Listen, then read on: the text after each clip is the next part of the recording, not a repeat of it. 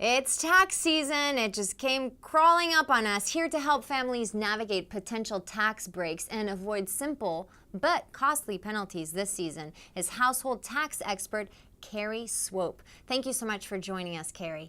Thank you for having me. Good morning. Let's jump right into it. What are some of the common mistakes people make? I would say the most common misconception families make when dealing with nanny taxes is treating their caregiver as an independent contractor instead of an employee, which is considered worker misclassification. And what many families don't realize is when they do that and they give their caregiver a 1099 instead of a W-2 form at the end of the year, they're actually creating a larger tax burden for the caregiver because she's having to pay both portions of taxes.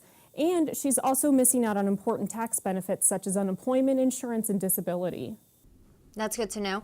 What is a good test for families to determine if they have to pay taxes on household services? The best test for a family to use is determining how much in wages you're going to pay to that caregiver in a calendar year. So regardless if it is a nanny or a babysitter, even a dog walker, if you're going to pay that caregiver more than $2,000 in a calendar year, the IRS does consider you, the family, to be the employer.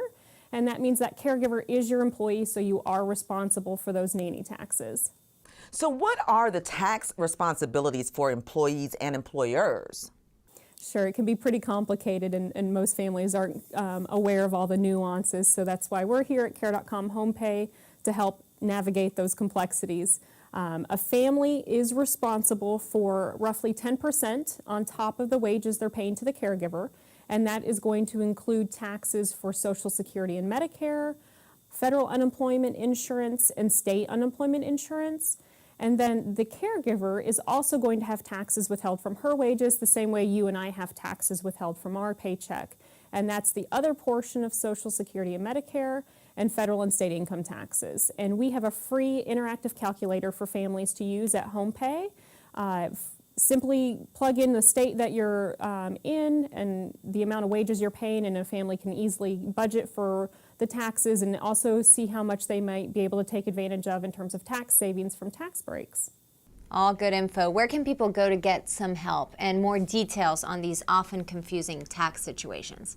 Sure, families can go to Care.com HomePay, and the website is myhomepay.com.